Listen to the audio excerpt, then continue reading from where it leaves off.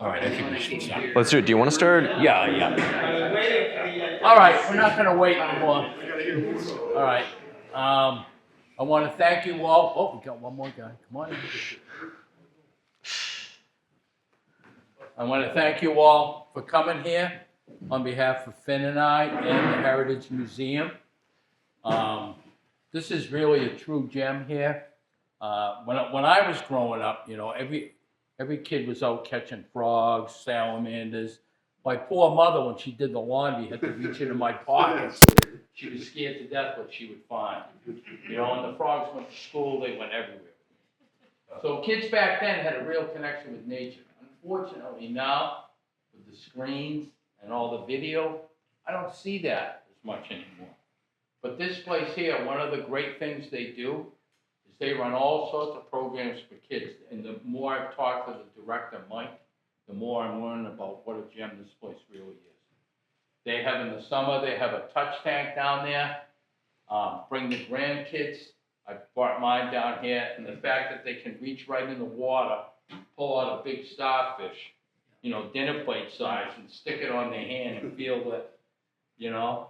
So it's nice to see the kids light up like that, you know. And I think it's important to have a true connection with nature. And of course, we're spoiled growing up at a place like this, you know. So for those of you who don't know me, my name's Steve Papows. I've been fishing the surf here around Cape Ann from shore. Both Finn and I are pretty much strictly shore fishermen. I've been fishing it for 50 years, so a little over. So I guess that shows something about persistence, if nothing else. And before I forget, my wife's in the audience. This last Tuesday, we celebrated our 41-year wedding anniversary. I had to get that in there. Checks in the mail. And it's funny because, you know, when I grew up, there were the old Western movies. You can see there might be a little difference in age. I don't know if you can tell. But, you know, Finn, 21? 21, yeah. And I'm 71. So there's a little bit of a difference. And then go back with it. So like Robbie was saying, you know, I was obviously raised in the Shire, where Finn comes from, the land of the big friendly giant, you know. But so I'm sitting on the back shore one morning, I see this truck go by. A lot of times we'll have coffee at the Elks with my crew that's in here.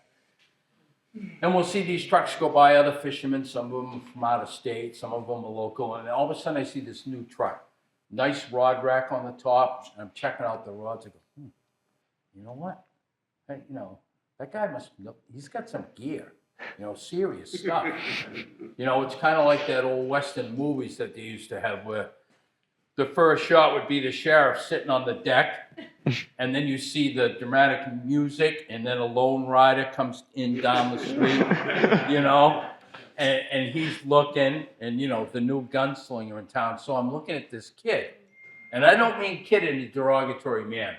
When you get older, anybody who's even a year younger than you call him a kid. So I see this kid, and he's fishing, you know, and I'm starting to take notice because he's out there a lot. And, you know, I'm retired, Robbie's retired, so we're out there every single day, you know, and this kid's out there a lot. And not only that, he's hooking up a lot, you know, he's landing these big fish, and I'm starting to think, oh, there's a new gunslinger in town, you know. So it turns out it was Finn, you know, and then when I met him, even though we didn't have a lot in common, the one thing we did have in common is we both have a passion for fishing. And, you know, and he's a great kid. So we invited him into our group. And those of you who are in my group, you know who you are. Pipe down.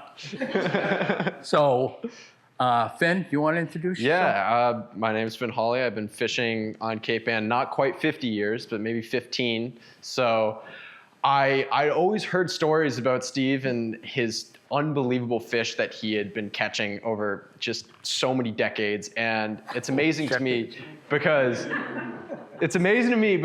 Steve despite like the ever-changing fishery that we're all in, Steve consistently catches more fish than anyone else.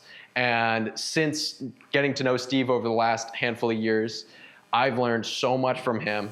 And my personal like progression fishing just skyrocketed once I met Steve and learned a ton from him. So this is super cool that I get to share a stage with him because he's one of my mentors and just all around one of my favorite people. And I'm just super stoked to be here and able to do one with him. So that's Once again, checks in the mail, Finn.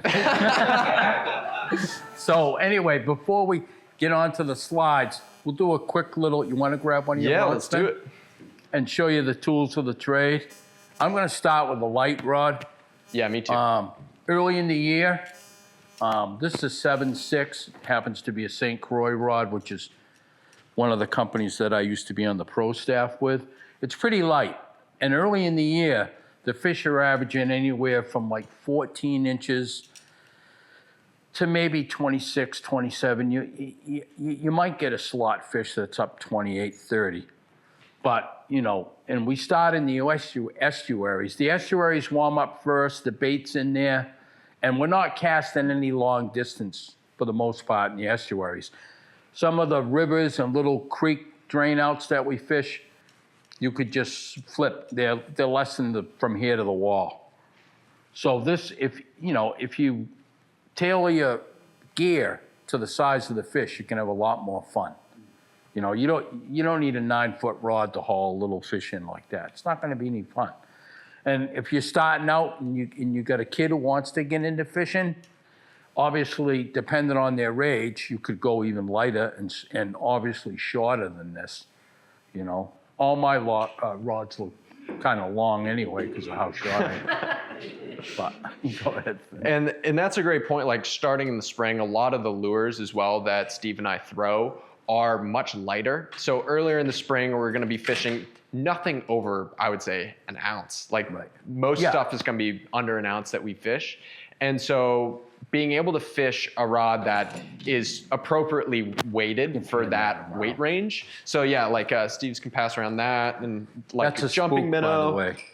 is another classic. I'll start over here with that one. Those are just two classic plugs that we'll definitely get into more later.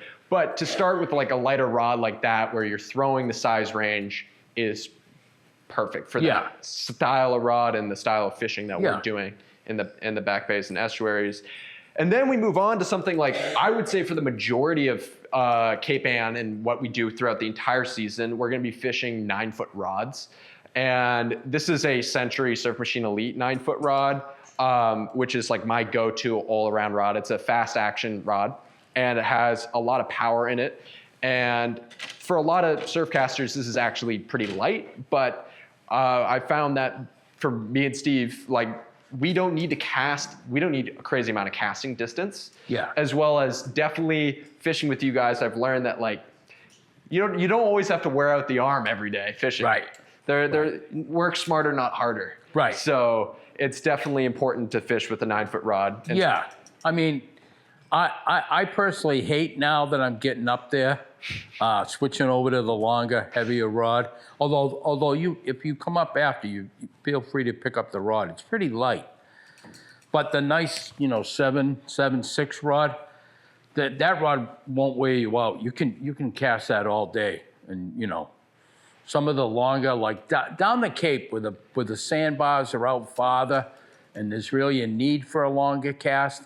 They tend to use longer rods, 10s up to 11s. But you know what?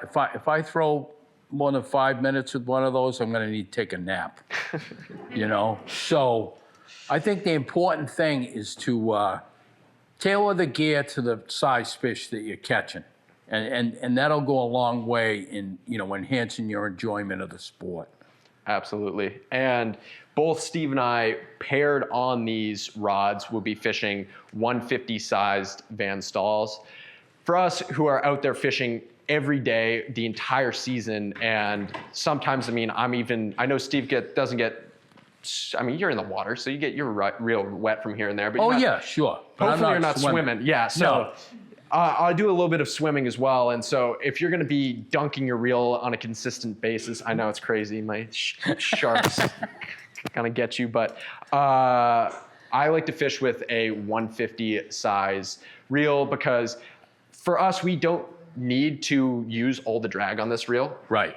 Striped bass are not a pelagic fish that's going to spoil you. Yeah. The striped bass that we catch are pretty big and in some pretty big surf sometimes. Yeah. And that can make them fight really, really hard. And we both have no problems landing big fish on this gear. I would say the biggest difference between Steve and I is what we have on the reel. That's probably the biggest difference. Don't tell them. But all I'll say is, like, even with lighter line, and I fish 30-pound braid on my setup, even with lighter line, we can easily fight and tire out these striped bass very quickly and get them in. And that, for the most part, that's what we're fishing for. I'm a mono guy. I'm just an old goat, you know. The braid has a lot of advantages. I would say 99, 100ths of the guys are fishing braid, which is a twisted line made up of multiple fibers. Some of them are seven fibers, sometimes 8, and some of the newer ones have a coating.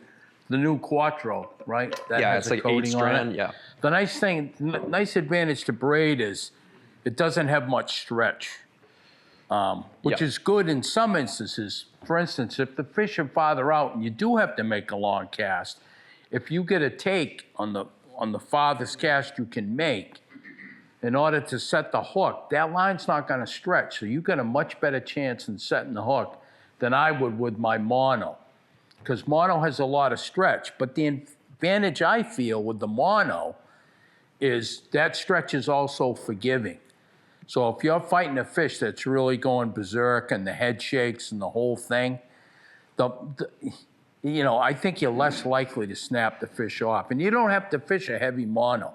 All these fish you see here, 12-pound mono, but I do have a 5 or 6 foot long, 40-pound fluorocarbon leader. And the fluorocarbon leader, the reason why both Finn and I use that, it has the same light refraction as water. So when it goes in the water, it virtually disappears. Mm-hmm. And with my old eyes, I want to have, and I think Finn will agree with this, we both fish a high-vis line. I've got a bright yellow line. My old eyes, I want to see where that fish is going. You know, if he's going for that sharp rock that follows me around constantly from beach to beach, I want to be able to turn him away. Or the lobster pot that my buddy just set out there the day before. Mm-hmm. You know, so that's important. Question? Yeah, I just wondered, did I hear that when you said 12 pound? 12 pound. Changing 50 pounds? 40. The leader's 40. In the fall, early in the year, you know, fishing with the schoolies mostly, I'll use a 30-pound leader or even a 20-pound leader, you know. But if you have your drag set right, I once had a seminar I did up in Andover, and I had a guy who, I don't think they were serving beers there, but he had had a little too much prior to the seminar. So when I told him that I fished 12 pound, he didn't believe me. And so I said, I tell you what, after the seminar, I'll bet you $100 I can take you in the parking lot and I can reel you in. So I probably shouldn't have done it with that guy, but I got him out there, and because he grabbed it, and the first thing he did is try to run right across, and of course half the seminar came out to see it. And it was hot, you know? It was 80-degree day, and this guy was probably about 3 bills.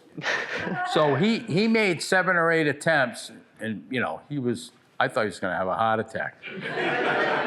But if you set your drag right, you know, you'd be surprised, I mean, what you can land on light line. Obviously, you want to try to get the fish in fairly quick because you don't want them to build up too much acid and then not be able to release the fish. Yeah, I mean, that's like what Steve was saying. As someone that has always grown up fishing braid, like was so mind blown when he told me he was fishing 12-pound mono, especially catching as big a fish as he catches off the rocks, which I've fished 80-pound braid in the rocks and lost giant fish. And I'm like, how is that even possible? But I'll tell you what, having fished with Steve a lot now and really watching him and how he fights fish, he has his drag just dialed perfectly in, and he's able to tire fish out really quick. So it is very impressive. But if you do fish with mono, you can go a lot lighter than you'd think. And I just wanted to talk very quickly on like fishing ridiculously heavy gear. In a few spots I fish where there's a ton of really sharp rocks and in big surf and I really need to stop fish quickly, I will fish. This is a Vanstal 150 on a 10-foot rod. This is the Century Surf Machine. This is a really heavy rod. I've caught 120-pound tarpon on this rod, for example. Like, it's From the shore. From shore, which is wildly overkill. But striped bass are very powerful, and they will pull a lot of line out on this in big surf and a lot of current. So this is something I rarely break out and fish during that normal season. I fish it mostly at night and in the fall and midsummer if there's some big fish around. So briefly touch on that. Do you still fish with Lamb Glass? I do. I really like the Lamb Glass GSBs, but recently I've been fishing mostly Century, and I've really enjoyed fishing with the Century rods. I think like they might have the most high-end material as of right now. Super light. Yeah. Unbelievably light. Real size? Yeah. That one you just showed looks a lot bigger than 150. Sorry, 250, I misspoke. 250. Is the 250. No, you're right. Yep, you're right. So this is the 250, and that is the 150. Yep, thank you. Yeah, I totally. Awesome. Yeah. So we started out talking about yesterday and stuff. So in May, okay, temperature Yeah. wants up to 50. Yeah. Start fishing, and the lures you sent around. I noticed there was no soft plastics. Do you Yeah. Soft plastics. Yeah. We'll have a slide on that coming up in the show too. Soft plastics early on pretty much outproduce almost anything. Early on in the estuaries, the fish are hesitant to come up on top. It seems like for the first couple weeks they want something underneath. The jumping minnow lure that we passed around, the bone white colored version there, that was small, you can pull that under. So a lot of times we'll fish that, but we will drop the rod tip and pull it under. And that's 80% of the time in the spring, that's what we're catching on. If I had to give a novice any plug that bone jumping minnow would be, you can't fish it wrong. You really can't. And on top of that, they catch really big fish. So don't. Yeah. Yeah, small lures. Well, elephants eat peanuts, right? It's kind of that theory. It's kind of that same theory. I've caught some huge fish. Well, you can, I don't know if I have one. Well, We might have one in the slides. Yeah, I know we have some on the slides. And go. Remind them to change the hooks. Yeah, on that jumping minnow, the one thing with that plug comes with the cheapest hooks known to man. And I always tell everybody, make sure you change them. And I've seen so many guys that have come on, and I've seen them bent over on a big fish, and they're on forever, and all of a sudden, the rod pops up and the fish is gone. And I go over to them and I'll say, you did change the hooks, right? And they look at me and they go, oh my God, no. So don't be sorry, change the hooks on those. Absolutely. You ready to get into it, Steve? Yeah, let's get into it. Awesome. All right, ocean-facing sandy beaches. Yep. I was lucky enough, I grew up on Grapevine Road. At the time that I got there, it was a dirt road. There were only a few houses. And luckily for me, when I was in high school, I got a job lifeguarding at Good Harbor Beach. So this is Good Harbor Beach. Probably one of my favorite beaches. I kind of grew up on that beach. I started out as a rookie guard. Deborah Murray was the head guard then. And I remember the first day she walked me out on the beach and she drew a circle and she said, see that circle? You stand in it till I tell you can get out of it. And she had me down by the water, and I started off being really shy. They didn't allow flotation devices on the beach because they were afraid of, kids chasing a ball or getting too far out. And I would go over and say, gee, I'm really sorry, but you can't have that raft or you can't have this. By the end of that year, I was going up, what do you think this is? Canopy Lake, get out of here, So I kind of came out of my shell on that beach. Maybe not for the best thing, but I grew up there, so I got to see a lot of firsts there. I saw this is a nice striper that was taken in the fall on a topwater plug. And when we say topwater plugs, it's basically a plug that floats and you reel it in and you give it action on top. So it's on the very top. And the nice thing about top water is you get to see the whole reaction of the fish coming for the plug, getting closer, and then smashing the plug. You know, and to me, give me one on top water versus 10 below, and I'll take the top water hit every time. So this is probably, I don't know, 46, 47, you know, pretty fat fish. And the colorant, unlike most beach fish, see how dark and bright silver this fish is? Generally, when they've been over the beach for a long time, they kind of like get this camouflage sandy color. They almost bleach out, you know? So this is kind of rare for a beach fish. And what that tells me is that fish had been out in the deeper water and had come in to feed. It hadn't been on that beach for long, or it would have been a lot, you know, less colored like that. Steve, yeah, like this one's a lot lighter and more bleached out. Right. On the beach. So, yeah. You good? Yeah, You I'm good. good. So I was fishing I also grew up fishing on a beach, and I talk a lot about like fishing top water as well, because I think Steve and I both really love fishing on top. And in the fall on the beaches, we tend to see some of the most like fierce, epic blitzes, which is super, super fun to fish. And this fish in particular taught me a really good lesson, and I started to see it more and more. And after this fish, I kind of like clicked in my head, where when you're watching a blitz and it's a full-on frenzy, and for those of you who may not be familiar with striped bass, in the fall they're migrating, and what happens is they feed really heavily on bait fish, and they kind of work together and push those bait fish up onto the surface of the water, where they then will like attack the bait. And so we refer to that as a blitz. And in blitzes like this, oftentimes what I'll try to do is hold my cast. And so what I mean by that is I'll wait and I won't cast my lure until I see a pod of bigger fish, and then I will try to cast in there. And a great lure to do that with is called a pencil popper. Pencil poppers cast very well in wind. We have a bunch up here. They cast extremely well in wind, and they're very accurate in the air. So what I try to do is I try to wait until I see a full fish jump out of the water. Now, because a lot of the time, like this fish here, I hooked up on it, and it was way out at the end of my cast. And so the way you can tell the difference between a big fish and a little fish in a blitz is oftentimes these little fish are gonna look like blurs going through the air, and you won't even be able to make out the full fish because they're pretty small and they're moving really quickly.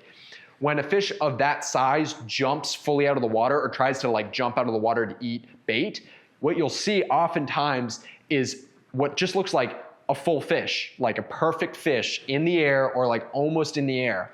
And that, because of the perspective is bad, might only look like it's this big. But because you were able to see that much bigger of a fish, or that like because that fish is so much bigger, it's moving a lot slower. And it will then jump out of the water, and you'll see it, and it'll be like, okay, there's a full fish, and you can fire a cast in there, and oftentimes fish will be swimming in schools of similar size. So even if it's not like the exact fish that jumped out of the water, to be able to see that fish and cast in there, you might hook one that is in that same size range. Although, you'll probably get unlucky and hook one that's that big. Which happens more often than not. The smaller fish are quicker, so a lot of times you'll see a big fish coming for your lure, and at the last second, a little one will come up from below, and of course, grab it. You know? And I've also had that happen where a little one came up from below, grabbed the plug, and then the bigger one swallowed everything. Believe it or not, it's happened more than once. All right. Sandy beach bait. On these sandy beaches, and one reason why I like sandy beaches now versus the rocks, like Finn likes, is I don't bounce as good as I used to, you know? And so I like to have my feet in the sand for the most part now. I'm getting up there, and if I fall on the rocks, it's not going to be pretty, you know? So this middle slide was a blitz that happened on Long Beach years ago, probably in the early 80s, Rob? 80s? And those aren't, those actually pogies, or what we call menhaden. And I'm talking 14-inch. And that day, you can see that the whole length of the beach, you know, is nothing but this. Lobstermen actually backed their trucks down on the beach with shovels and pitchforks, because perfect bait for lobster traps, and it's not cheap. So they filled up their trucks to overflowing and drove off the beach, multiple trucks. And it was bluefish, not bass, in this blitz. And so I've got pictures I have a picture book up here if anybody wants. I mean, I took 8 rolls of film that day. I didn't even fish. I was on Niles Beach guiding a couple of fly rodders, clients, and one of my friends came up to me with his dog, and he said, "Steve, what does it mean when there's live fish flipping on the beach?" And I said, "Where was that?" And he said, "Long Beach." I said, "I tell you what it means. It means we're out of here." So I talked to the 2 fly rodders, and they were catching some nice bass. And I brought them down there, and it was, forget it, it was game on. I got my first $100 tip for that guide trip, you know? But they caught bluefish until their arms were tight. And these bluefish were big, 15, 16, 17 pounders, you know? And they was, and you know, people were kind of slobs about it. Some of them took their fish to eat, which is fine. I'm not, you know, I don't have any problem with somebody taking a fish if they do it legally. But then other people just throw them up on the beach, these big blues, instead of releasing them back on the water. And they stayed there until, obviously, the lobstermen used them. You know, so it's a shame. And you want to do the silver side? Yeah, so we have silver sides here. Silver sides are a very prominent bait that we have on Cape Ann. And when we see bass feeding on silver sides, oftentimes the bass will pop up, feed really heavily for a couple of seconds, and then go down, and they'll be like 50 yards in like 30 seconds, and then they'll pop back up. So they're generally moving really quickly. And then the other bait we have up here are sand eels on this side right here. And sand eels are in a lot of our rivers, also off of a lot of the beaches we have. And oftentimes when there are sand eels, there's a ton of terns that are diving. We have Arctic terns and common terns. And I have a slide coming up here, which is gonna kind of break into that. Yep. So for daytime plugs on the beach, I personally fish a ton of pencils and spooks. So this is the SBH pencil. I helped design this with Pumbaa plugs, and this is the Walker, and this is another Pumbaa plug. It's 6 inches. They're both 6 inches long, about 1/8 ounce, and they're really, really like productive for me on beaches. That's why I fish primarily during the day. Well, yeah, when we say walk the dog, you hear that term a lot. What it is twitching the rod and reeling in a kind of a rhythm to get the plug to dot back and forth. Question? Yes, do you do treble hooks on the lures? Nowadays, because of the state of the fishery, a lot of us are switching to inline hooks, which is a single hook rather than a treble. You know, you might Back or on both? on both. You can do them on both. You have to experiment. You want to get the weight similar so that the action of the plug is about the same. Yeah, and definitely with pencils. And you can bend the bobs down too on yeah, you can fish barbless. You know, you just have to make sure you don't let the fish get any slack. You know, but the way the fishery's been going steadily down, I don't want to depress everybody, but so we have to really take care of our fish now. Great. All right, so we're going to talk a little bit about fishing at night on sand beaches. I love this picture because it kind of shows a few things that make me really like fishing on sand beaches. And one of those is, if you notice the moon phase right here, we're in the middle of the moon phase, which oftentimes for striped bass fishing, especially in the summer, which is when this was, it can be the doldrums. And because we have such huge tides here on the North Shore, we have a ton of really strong current on some of our beaches. And when you're fishing, we have some of our beaches are sand flats. I should preface this. We have many different types of beaches, and we're going to get into some rock beaches in a second. But on sand flats, there's oftentimes a lot of current. And what happens is you can walk hundreds of yards out, and it's going to be still like knee deep all the way out there. And I remember on this night in particular, I was walking out. I'll get to that in a second. But the fishing on sand beaches like this, you want to fish when there's not a huge tide for a couple of different reasons. One reason is that the current itself is going to start flying over that sand flat at a really fast pace, and it's going to really blow the striped bass off of the flat. Like, they're not going to stage up on top of the flat, and they're oftentimes going to be like deeper in a channel. The other one is safety. If you wade 100 yards out onto a sandbar and there's a little bit of a trough behind you that might have been knee deep like half an hour ago, it can be 6 feet deep like that, and you can get stuck out on the bars. So on this night in particular, I was wading out and I'm walking along, and there's a specific place that I like to fish on this beach where there's a sandbar and there's a cut in the sandbar, and the water funnels through there, and there's a rip current that comes right out through there. And the striped bass were staged up facing that rip for the most part, but they'll also go up onto the flat and feed. And as I was walking out there, and Steve will bring up a really good point here, I spooked a bass, and it jumped. It was like a 40-inch fish, and it jumped about 3 feet in the air, scared me half to death because it's the middle of the night. I was like, what? And then it lands in the water in front of me, and I stop moving. And I make a cast, and I was fishing live eels this night, and I make a cast out there. As soon as that eel hit the water, it got eaten by a really big bass. And I quickly got the line onto the line roller, and my drag was screaming. And I landed that fish, and it was a really nice 45-inch in that range. And I caught a bunch of nice fish that night the same way. But Steve will make a good point here about beach fishing. Yeah, one thing about beach fishing, it can be intimidating, these long, flat, sandy beaches like Wingasheek, for instance, if you're familiar with that, how you can walk a mile before you get waist deep.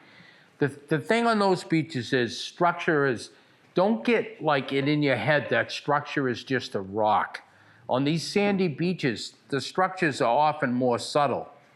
It could be a trough, a bowl that gets cut out by the current, a sandbar, it could be a temperature gradient, it could be a shadow edge, with the sun coming up or a dusk coming down, and bars and cuts, what happens is the bait gets disoriented, tumbled around. Of course, it makes it easy picking for the bass. The other thing I learned early on, especially if I had clients with me, is the first thing a client wants to do if they're not scared of going out in the water at night, which some of them are, which makes it difficult, but they'll walk right into the water. No. Always make your first cast, your first searching cast from the dry sand. Because like Finn said, you step in and you may spook the fish of a lifetime right away from you, and we've all done it, but you learn quick not to do that. So make your first search and cast from the wet sand, All right, here are a few plugs that I fish a ton at night, and I'll pass these around in a second. I've been getting more and more into the soft plastics, and I'll talk about that a little bit later, but I guess the main reason that I have been getting more into soft plastics is because of the regulations with live bait and circle hooks. It's become a little bit of a pain to fish with circle hooks and live eels because a lot of the time you have to really feed the bass, the eel, and even with the circle hook, you're gonna gut hook a really, really big fish. So I don't really like doing that with the circle hooks. So I've switched over to the GT eels, which is the gravity tackle eel. and those are fantastic. I can hold one up here. They're very lifelike, and they catch a lot of really big fish. A lot of people are starting to use these instead of eels now, and then they're way easier to keep than an eel, so that helps too. You know what? When the wife reaches in a vegetable drawer in the fridge to get a vegetable and she comes up with a live eel, trust me, it's not a good thing. So the other one that I fish, the other plug I fish a ton at night is the redfin. It's one of my favorite minnow plugs. It's really good for a lot of different bait, but especially sand eels. It does a really good job of getting the bigger bass to commit to eating a plug when they're being finicky, when they're on sand eels. Yep. Again, you change the hooks though, right? Yeah, so I've been pinching barbs a lot, changing hooks. Minnow plugs are fantastic for those inline single hooks that Steve was talking about. Out of all the plugs that you change hooks on, minnow plugs are the best. The easiest. The easiest, or like it won't diminish your hookup ratio as much as it does on a lot of other lures. The other one is the needlefish here on the end. The needlefish, I like floating needlefish. We'll talk maybe about sinking needlefish a little bit later when we get into the rocks. But for sand beaches, I like to fish a lot of needlefish at night, and they mimic, again, a huge range of bait. So that's a really versatile lure as well. Yeah. One thing too on the nighttime plugs, one of the things you have to learn as you get into the sport, and believe me, you don't all have to be as serious as we are. I mean, there's room for everybody under this umbrella, all right? So, I may go every day. You may be happy going one or two weekends. But one of the things at night, do we have any divers in the audience? You dive at night. Have you driven?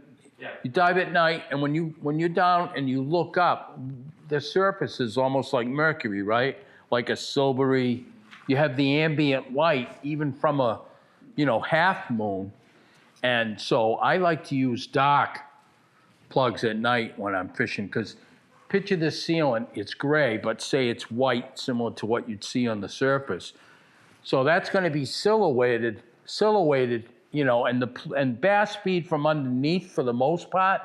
So a plug that's dark at night, a lot of guys fish what they call blurple, which is black and purple. Not that you can't catch fish on, oh, there you go. Not that you can't catch fish, because you can on some of the lighter color plugs at night, but I really upped my ratio when I started using darker plugs at night. Awesome. So this fish right here, I just want to go through the slide quick. Caught this fish on a redfin, and it was, again, one that was feeding on sand eels. It was a night that was really tough, and the redfin pulled out a nice fish. This is some needlefish here. Yep. So you can see Steve with a really, really nice bass on a needlefish. And here's another really nice bass here on a needlefish. Yep. And then this picture right here, this is a really big bass I caught, and you can see right down in the corner here, that's the GT eel. And right there, I have it zip tied actually onto the hook shank. And sometimes the GT eels will rip a little bit, so oftentimes I'll just throw a little zip tie on there. That's a good trick. Yeah. Yeah, it's a nice trick for soft plastic. You'll get a better hook set that way. Yep. Some guys use super glue, but I like that method better. And for I want to touch really quick on the lures here. For the GT eels, I'm basically reeling straight for this at a pretty slow to moderate speed. Redfins, same deal. And then needlefish, for the most part, again, I'm reeling it at a very slow pace, slow, moderate pace. So all three lures, I'm reeling very slowly. Yeah. And you know what? Change your speed of retrieve at times. It's like if you want to practice when you're eating your cornflakes in the morning, don't be doing that same rhythm, every time. Pause once in a while. A lot of times, if I'm fishing with Robbie, who always has trouble hearing me half the time, well, I'm sure he can. But I'll turn my head to talk to him, like I saw an osprey or I saw something, and I turn my head, and all of a sudden the rod almost gets yanked out of my hand. 90% of the time, the reason why that happens, it's the old chew gum and pat your head at the same time. You're reeling, but when you turn to talk to somebody, you inadvertently pause the handle. And that's when you'll get a lot of hits on your plugs. Works. You know, it's never when you're ready, just so you know.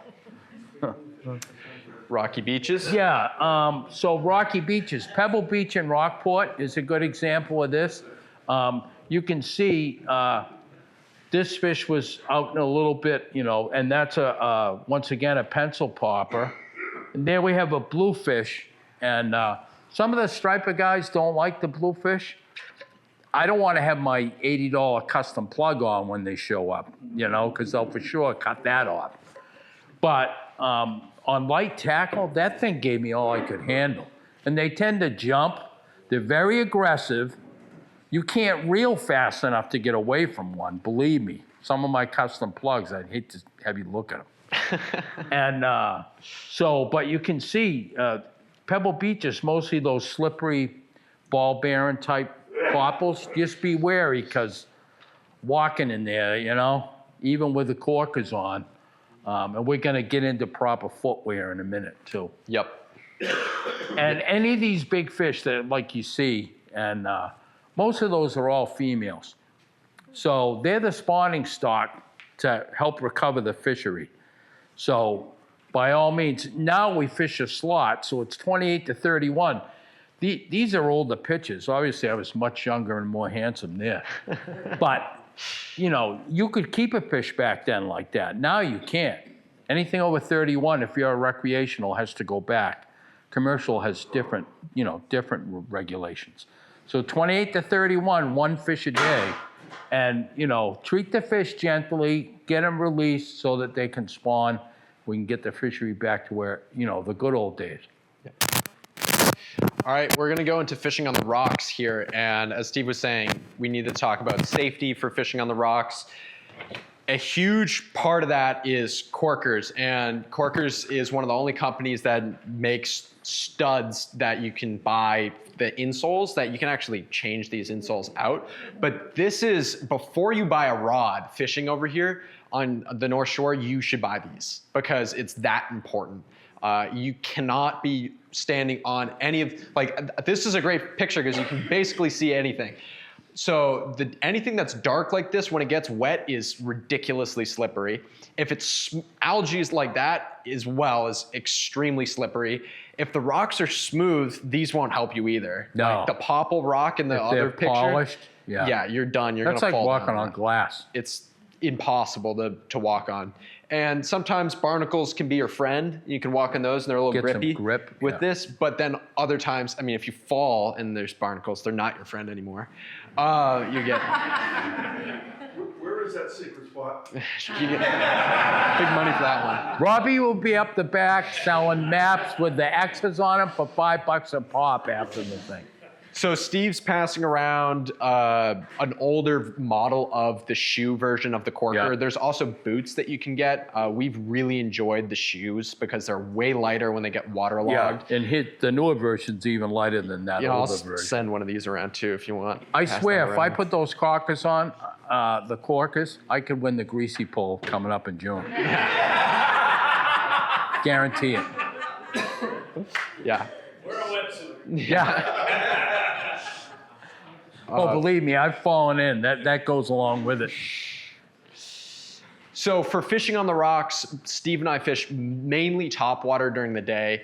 I really, really like fishing topwater. If there's any other, as Steve was saying, it's one of the most fun and exciting ways to target striped bass.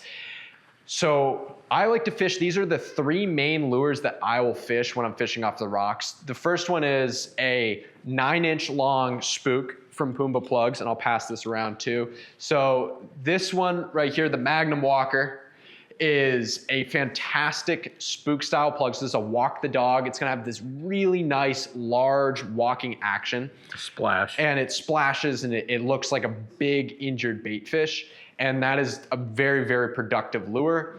I also will, if there's fish are being weird and following it and not fully committing to hit it, I will oftentimes reel it as fast as I can. I've caught 50-inch bass doing that. So that's a little technique change. Yeah. We're talking about varying the retrieve, pausing it, pulling it under the water. Right. Steve can talk about that more in depth. The other one I use is a small, again, 6-inch pencil. And you'll be wondering, like, why do you use smaller pencils and not bigger pencils. And the reason for that is oftentimes the smaller pencil will, as easily as a bigger one, get the attention of a big fish. It's a lot lighter and easier to throw. And I find that the larger pencils, unless the bass are extremely aggressive, are not going to go ballistic for them like they will on a smaller plug, because they might be like, oh, that profile it's giving off is way bigger than like what it actually is. So, and this is just my human brain trying to like give fish thoughts and rationalize it. But the smaller What plug happened as to well. the fish brain? Yeah. Once you go deep enough, it's, you know, you lose it a little bit. But I think that the bass can absolutely inhale that, and they know that they can absolutely inhale it. So they'll come up more aggressively for that. Yep. Oh, go ahead. Could you guys just talk about day, night, you know, middle of the day fishing and time of year? Yeah. All right. Yeah, it's a great As question. far as daytimes, and my favorite times to fish is what we call false light. That's about 40 minutes before the sun actually crests the horizon. That's when you can look out and you can see that kind of false dawn out there. Number one, because we fish with artificial lures, the window is pretty narrow as to when those plugs will work. And unless you're talking about the fall, when the fish are, you know, putting on the feed bag for their big migration, then, you know, normally, so as far as that false dawn, I consider that a place, not a time. That's how special it is. So you should be in the water 40 minutes before that sun comes up. Most of these big fish, you know, other than, some of them you can see we're in, you know, the middle of the day. The other thing is, if you get an overcast situation, that opens up that window even wider where the artificials will work. So if you get a day when it's raining or you get that overcast, by all means, stay a little extra, you know? And I mean, and as far as evenings, I love dusk. Finn is the expert on the evenings. I'm a little afraid of the dark now that I'm older. I still have a night light in my room, you know? But Finn can answer. It's shaped like a fish though, so it's good, you know? But, oh, and by the way, for the sandy beaches, this is the type of shoe. This is a water shoe, and this is 1 year's wear on it. They're lightweight. Keeps the sand out for the most part. So as well, just to continue the question, the other thing that for me makes it like how I'm gonna choose where I'm gonna fish is based off of water temperature a lot of the time. And this is becoming like increasingly more important as there's fewer and fewer fish. So in the spring, you want to find water that's in that 65 to 70 degree range if you can. That's like the sweet spot for really big fish where they like to like hang out and digest and feed. And so that goes for the rocks and also for the beaches. Oftentimes in the spring, the estuaries and rivers and the beaches will warm up way faster. So for the majority of the time, we're going to be starting the spring off the beaches and in the estuaries where the water's warmer. And then around like June and July, the water temperatures should be pushing into the higher mid 60s. And that's when we're going to be fishing a lot more off the rocks. And that's kind of how I go about it. And then as far as nighttime goes, I mean, Steve talked perfectly about the daytime stuff, but as far as nighttime goes, as long as it gets even a little bit dark, like just past sunset, if the tide is right for the spot you're fishing in, those big fish will move up in there. Even if it's 9 or 7 o'clock or whatever, like if it's dark out in the fall at 7, there's gonna be big fish up on a flat where they'll feel more confident at night to be there. Right. So that's generally how I will choose fishing, like depending on time of year. Yeah, Robbie? Can you guys bring up about the rod rating as far as the weight of the plug to the rod? Yeah. That's important. Yeah. When you go to buy a rod, down near the bottom of it, there's going to be a label just up from the butt of the rod, and it's gonna give you the lure weight, and what that is the range. Like that 9-foot rod, it'll say 1/2 ounce to 4 ounce. And what that tells you is what weight lure you can safely throw without breaking the rod, basically, you know? And so like if I got that 9-foot rod and it's 1/2 to 4 ounce. Number one, I don't want to throw a 4 ounce plug. I'm too old for that stuff. But, you know, 2 ounce or ounce and 3/4, well, that's right in the sweet spot.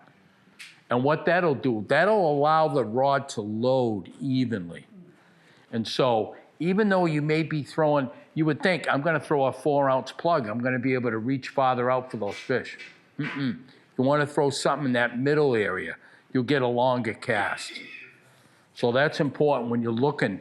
And obviously, if any of you come to the seminar, need any information on rods or what you should be looking for or something for your kid, we'd be happy to help you with that. The other thing too, and we're talking about fishing the rocks, one of the most important things, and even I see veterans make this mistake, they'll go to a new spot, you know, they got the corkers, they got the gear, they're good, and they go out there and they get on one of these steep-sided rocks and, you know, they hook a fish and now they're looking for a landing spot. You know what? You should have done that first. Before you ever make a cast, say, look, if I'm gonna hook the fish of a lifetime, where can I safely bring this fish in? Where do I have a better chance of actually getting my hands on this beast? You know, and that's a safety issue. First thing I do when I go on the rocks is my safety. Yep. Can I fish here safely? Right. As far as the weight Yeah. and everything Yeah. else? Watch the And wreck. then, second thing is, where do I land the fish when I catch them? Right. Right. It's important. And believe me, no fish is worth your life. You know, I don't care how big it is, you know. Don't take unnecessary risk. And even with those corkers, the spike shoes, just because that enables you to get out on that point doesn't mean you should be there. All right? You know, like I said, I'm finding myself loving the sand right now. You know, if you're younger, like, you know, Finn's a couple years younger than me. Just a few. You know, I mean, you know, yeah, I've seen him go across the rocks. It gives me the horrors, you know. But I did it when I was his age. But I remember last year we were on the back shore, and Finn comes up to me. He says, "See the fish out there?" I go, "Yeah." We're down by Lynch's Cove, which is right at the bottom of Grapevine Road, right by the Lynch Estate, that pocket cove there. And so he said, "Steve, you want to go out? We'll get some." I go, "No."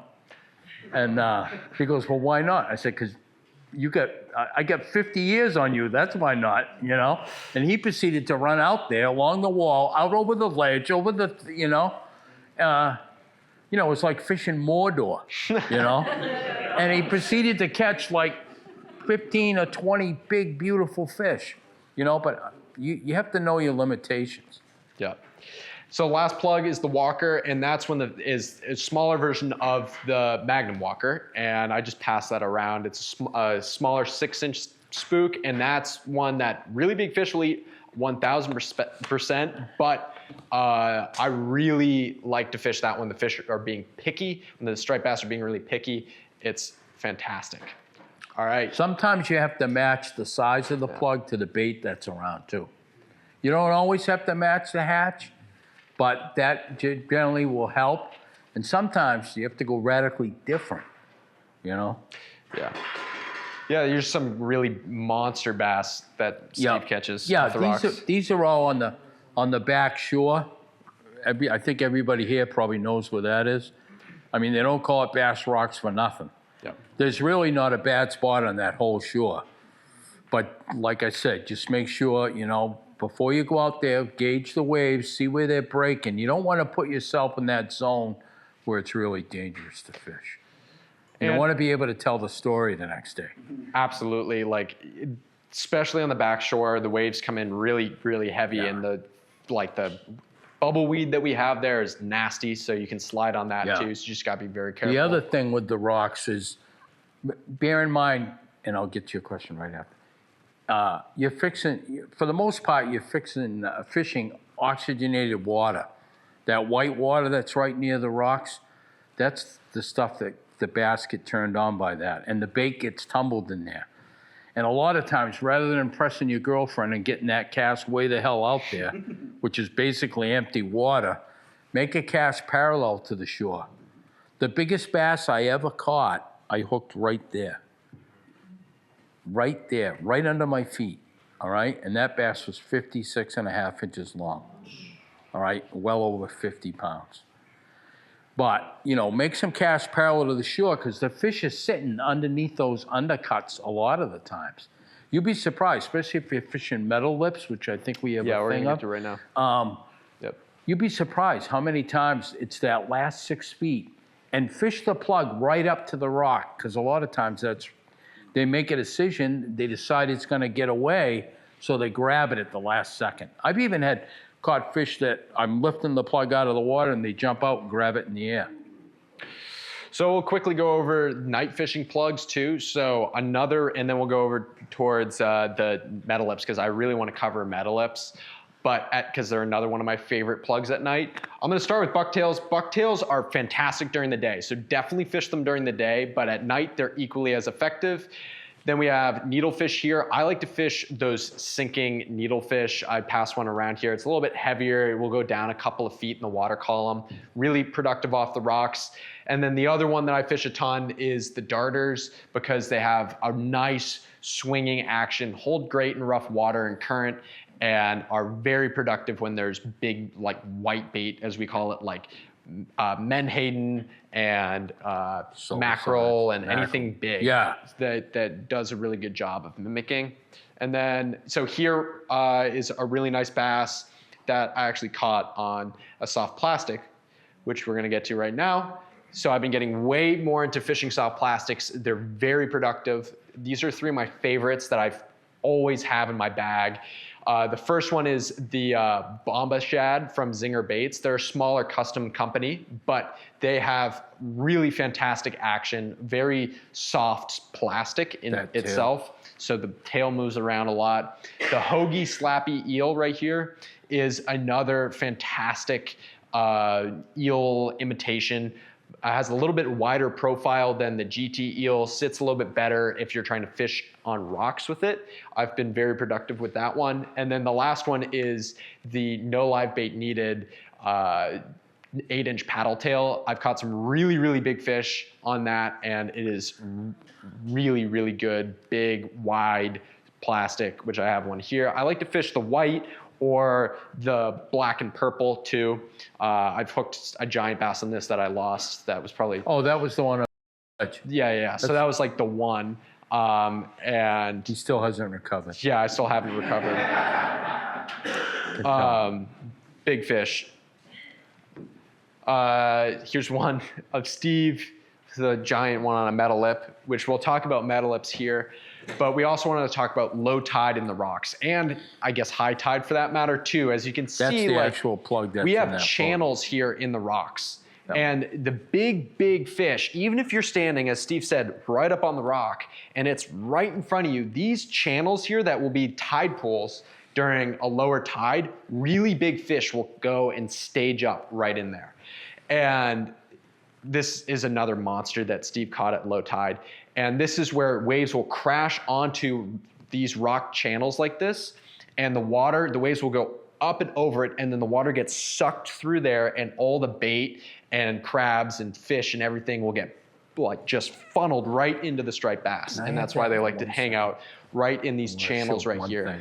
Oftentimes at night they'll be in there, but definitely during the day too, especially early in the morning, you'll find some big ones. One thing with the metal lips, what I like to do is I like a side wash on the rear. I think it's a lot harder. See the swing on this? I put an extra big snap swivel on here so that it's free swinging. The bob on the what we call a side wash hook is a little higher. Once that gets in there, it's hard for the fish to get leverage in order to throw this with its free swinging. The other thing I like to do, I like to tie flies, and what I do is tie up a long feather, and this comes through the water kind of like an eel. And the nice thing that it does is this plug isn't overly heavy, and it's pretty good size. But by tying on a feather like that, you get that nice eel-like motion gets emphasized, and also you're not adding any weight, but you're making a bigger profile. So that'll work too. And here's a bunch of really good looking metal lips. I love fishing metal lips during the day and at night. I just passed around one that has a cut out of the front of it, and those are deeper diving metal lips. Like those ones will dive actually under the surface a couple of feet, and I really love fishing those. That's like one of my favorite plugs to fish at night. So you'll see that one coming around too. Yeah. All right, let's talk bait. Yeah. Now, this is what fuels the whole fishery, especially in the fall when the bait groups up together. Find the bait, find the fish for the most part. I mean, I think most people have seen the pogie schools that off the back shore. If you've got a boat, I'm sure you've looked down and seen thousands of these big pogies.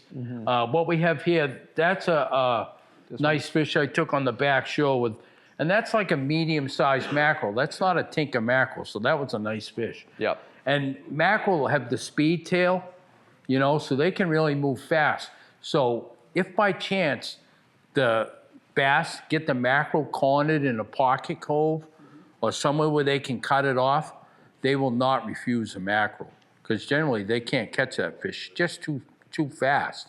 You know, a lot of the guys that live line, that's what they like, mackerel or bunker, you know. Yep. In the middle, that's an alewife. Robbie caught this up in Manchester late in November. And on the right, we have a peanut bunker up top, which is a baby pogie or menhaden. In the middle, does anybody know what the middle fish is? Yes. Who said butterfish? Oh, a wharf rat. False. Yeah. And down below that is our silver side. And if you go down in the science room downstairs here, there's a big tank with mummy chugs or minnows in it. Right in the middle of that school of mummy chugs, there's one big silver side. Me and Finn watched them the other day. Yeah, we went down there. We're like, oh, And there you it can is. tell them they've got that nice reflective chrome stripe right down the side. And, you know, it's not really, they're not that big, but you get huge schools of these, you know, and the fish will just swallow 20 or 30 at a gulp. Yep. And then down below, that's our friend the squid.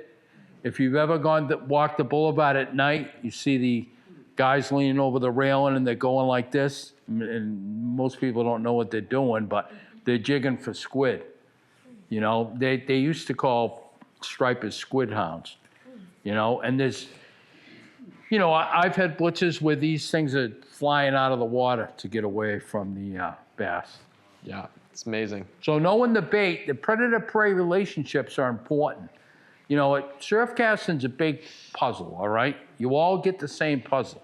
You get one, you get one, you get one. We all fill in the borders first, right? They're the easiest. You know, but every time you go fishing, whether you have a bad day or a great day, you should be putting another piece of that puzzle in your pocket. The more you can put together, the clearer the picture will become, all right? We had to give Robbie his screen time. Yeah. But Is that for sale? Yeah. You should paint it, Kathy.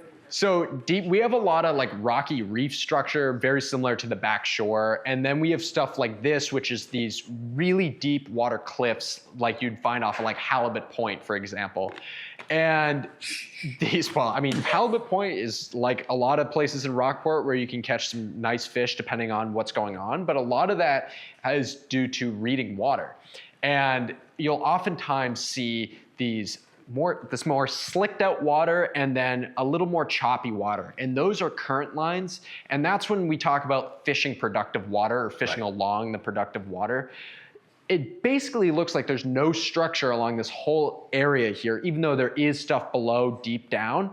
But if you fish right along current lines, the striped bass use those current lines like highways. They'll just be swimming along them.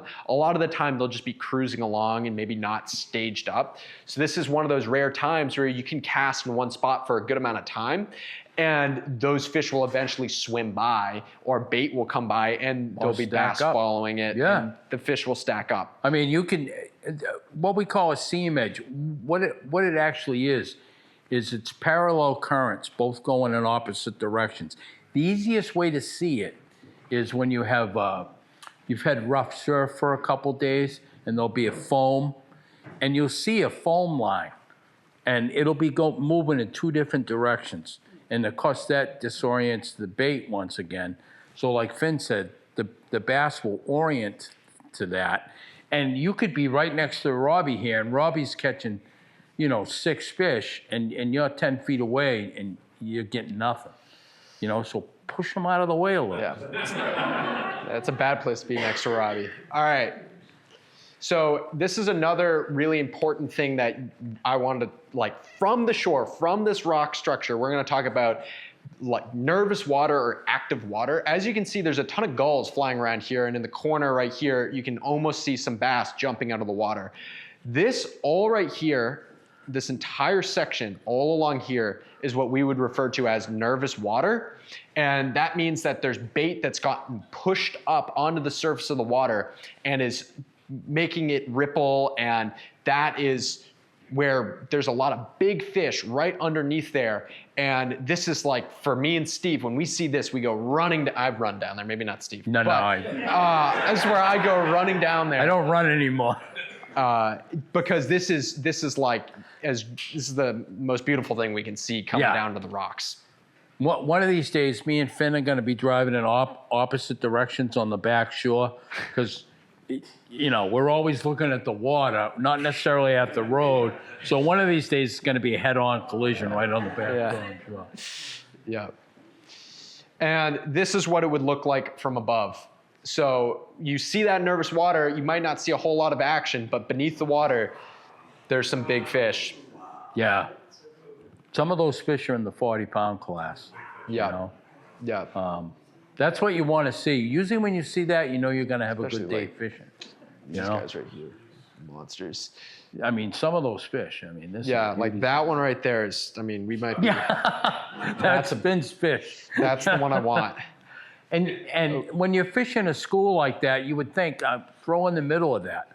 Number one, the first thing you have to be aware of is not to catch a bird, because your line, especially my mono, and with the braid too, it falls kind of slow through the air, and there's 1,000 birds crossing.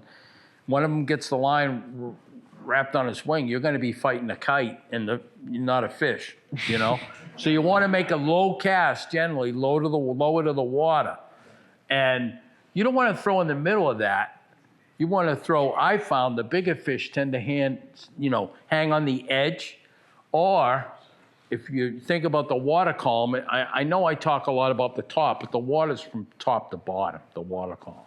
If you put on a bucktail, like Finn had put a slide up of, and get down below, a lot of the bigger old girls are down there waiting for all the stuff to drop down to them. All the fish that have been hit already and are just floating down. Those older fish, I always say, I always fish my plugs a little slower than most people, because to me it's kind of like a big fat guy chasing a hot dog wagon. He's only going to run so fast, and he's only going to go so far. If you see me and Robbie fishing a pencil, and we'll show you this. Yeah. It's a lot different than what most people fish. Yeah, we're gonna get to that in a second, or right now. We're gonna get to that. Perfect. So It's almost as if I knew. Yeah, we're right on track with that. Do you want to grab one of your rods, or you? Yeah. So the way that Steve works pencils is very interesting, and I've started doing this, and it's really, really made me catch a lot of much larger bass. Like this one right here, I pulled out of a school this past year, and that was a really nice fish. And it was because I was using the same technique that Steve's about to show you right here. So when me and Robbie make a cast, Robbie's, I learned a lot of this from him. And what we do is we work there's guys from Rhode Island, and I can tell right away where they're from. And Finn's going to I'll demonstrate this one. Demonstrate the Rhode Island rattle. Yeah. So the Rhode Island rattle, it generally means that they're reeling really quickly. Yeah. And they're also going like this with the rod. Yeah. Which to me, you're going to lose a lot of weight doing that. You're not going to catch a whole lot of fish. Yeah. Burns out the arm a little bit. Yeah. And they do that. And I watch them and I'm like, oh, God, I'm tired. So, me and Robbie will bow to the plug. And one thing we do, we reel slow.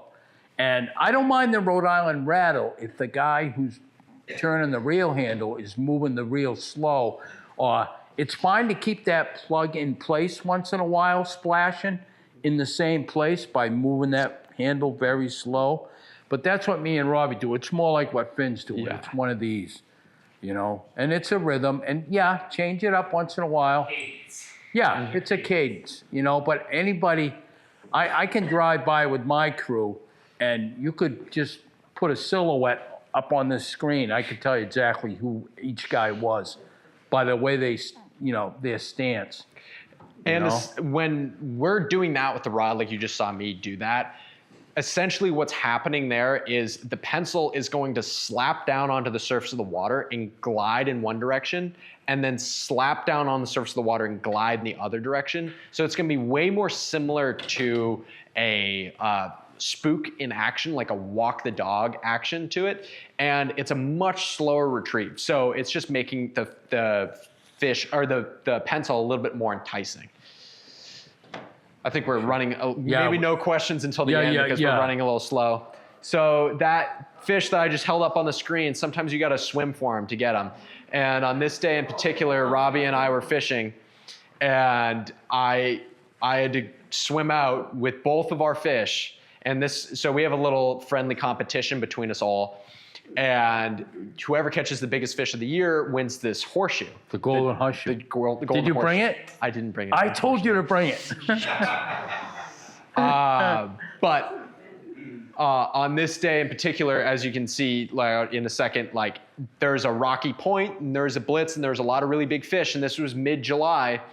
And we got the call, and this is a big part of the fishery now. Fish are not really going to be as predictable. So having a good network, which if you're good at talking to people or you don't mind it and are good at networking, like Robbie is a specialist at this, asking people who live near places, like near the water that you might know, like, hey, if you ever see birds, let me know. I have a bunch of friends who are like commercial fishermen, and one of them's a lobster fisherman. And he called me on this day. He was out lobster fishing off of Thatcher's Island, and there was a huge blitz going on there. And we were up and down the shoreline all over Gloucester and Rockport waiting for these fish to hopefully move on shore. And then again, the same guy was out, driving by the beach, and he was like, sends me a video of these massive fish hammering. And so I called Steve. Steve's like, I can't make it. I'm like, I had the grandkids. I call Robbie. He's like, I'll meet you there. He beats me there somehow. I don't even know how he did that. Lead foot, but I don't know. Probably broke the land speed record on that one. But he beats me down there, and they're blitzing off of Saratoga Point, which is off of Long Beach Creek. So we both, like, he didn't even have corkers on, which was crazy. So bad job. Bad Robbie.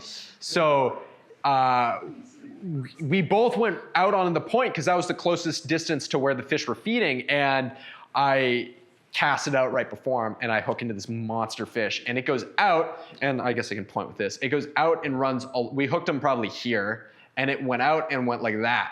So I dove into the water from here, dove in, swam around, got up onto this, fought the fish.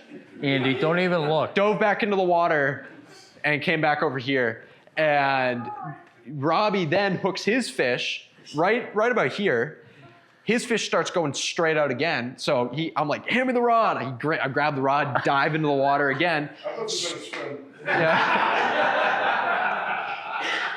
So I swim out there, and once the fish started turning and went back this direction, I swam back and I handed him the rod, and he finished the fight. And those were two really big fish. Like that fish for me was this guy right here, really, really big fish.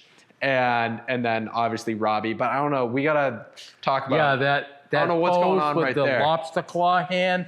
I don't know. That was a really heavy fish.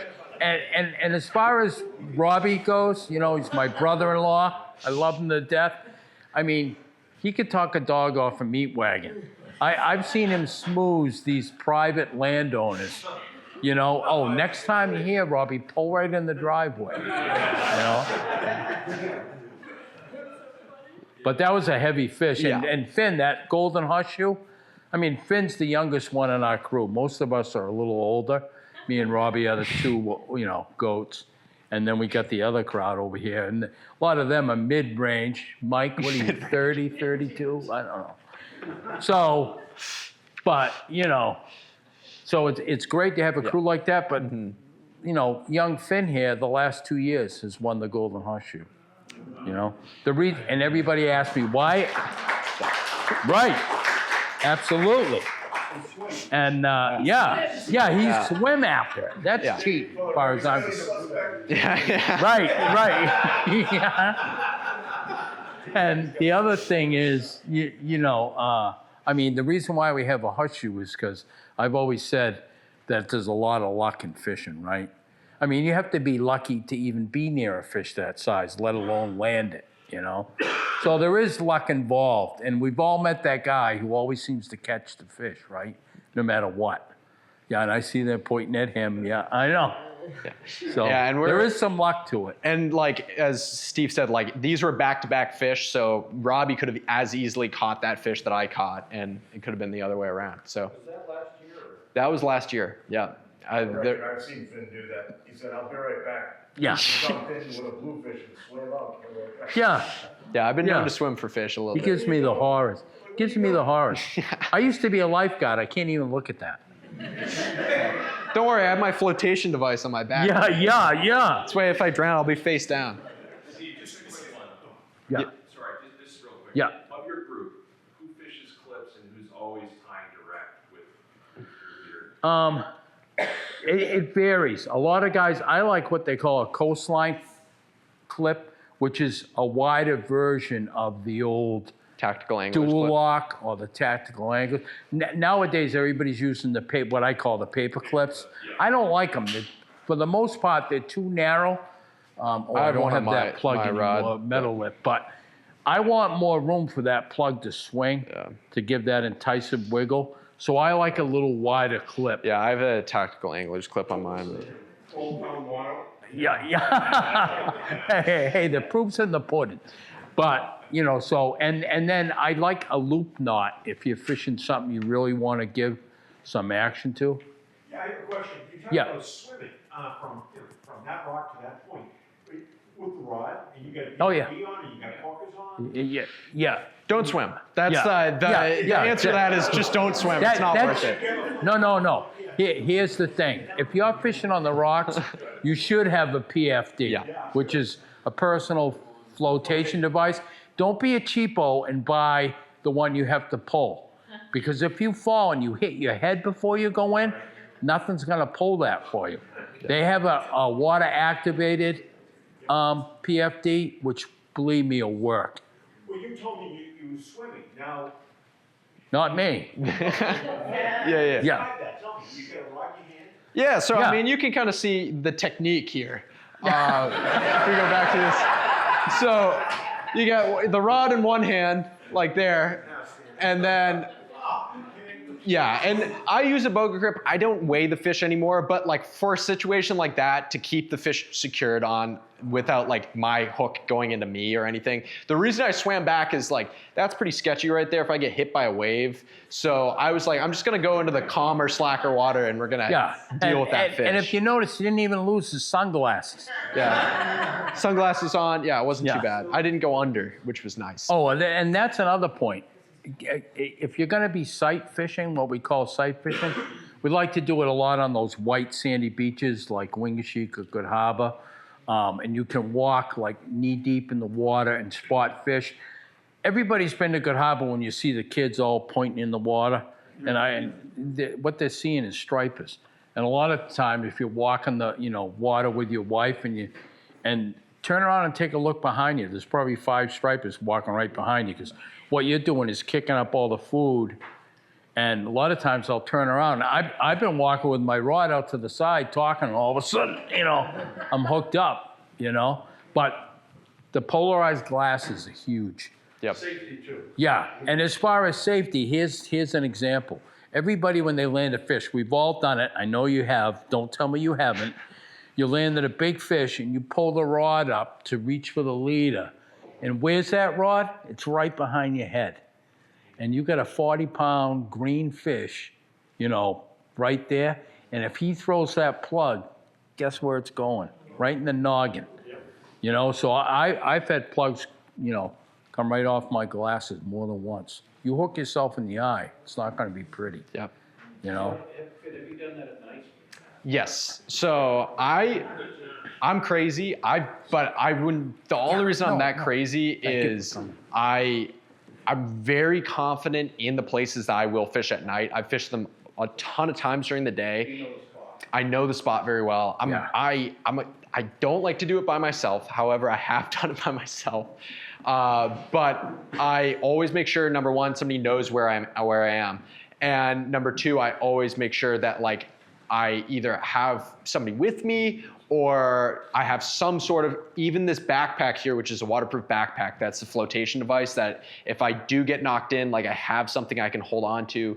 I wear a wetsuit oftentimes, that's a 5 mil wetsuit, and I'll float in that. Oh, yeah. And so that helps a lot for buoyancy. I don't suggest doing that unless you're very, very fit and like confident in the water. That's why I'm dry.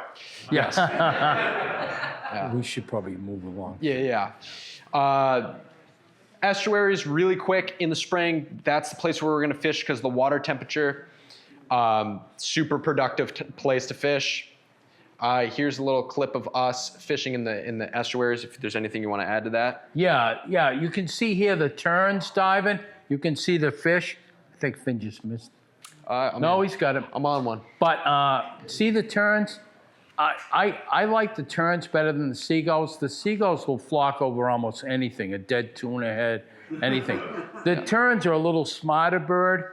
And the other thing the tern will do is it'll key you in on the size of the bait, because the tern can't take a big bait fish. So they're generally after the silver sides, or sand eels for the most part. Yeah. Could have made me look taller in that shot. Yeah, so rivers in the spring, that's generally where we're gonna be. Oftentimes in the spring, there's sand eels and herring and stuff in there, and so that's what we're fishing for this day. Plugs that we fish a ton are the jumping minnow and the algag whippet fish is a soft plastic, very productive in the spring. Very small, all like 4 inches, very productive. We're gonna keep it moving along. If you have any questions at the end. This is about a ½ ounce right here. Yeah. Yep. Depends on how fast the water's moving. Yep. And the depth, obviously. And then if you want to talk about the future of the fish Kids, a bit. Kids, when I was a kid, this kept me out of trouble, getting into fishing, So I think it's so great. I've worked with Plum Island on their Kids Day. It's such a great thing to get a kid involved in. And a lot of them will have it for the rest of their lives. So I think it's really important. And that's one other reason why we want to take care of this fishery is to pass it down to our grandkids, and hope that they can enjoy. And obviously, we're so lucky we grew up on this beautiful island. I swear to God, I try not to take it for granted. But the stuff I get to see, the amount of sunrises and sunsets, I've probably seen 5 lifetimes worth. Mm-hmm. And here's some... this is what we see every morning. Yep. And that's that magic hour that Steve's talking about. Right. The fishing is really good. And then this is Some of the crew.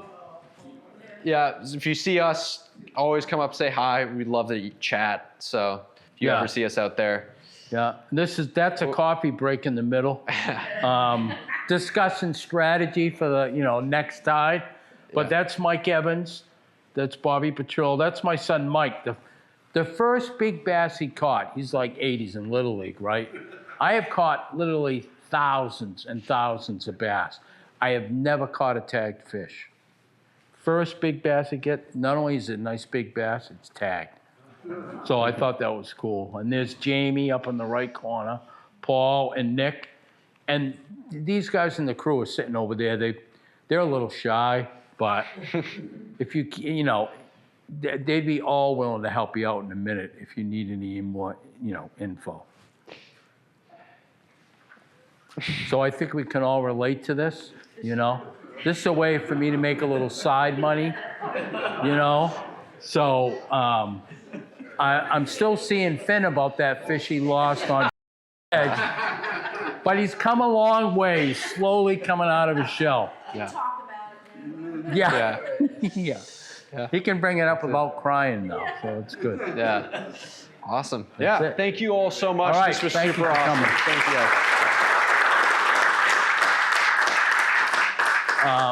you. if you guys want to come up, I mean, you know, and if you have other questions, come up, free to talk.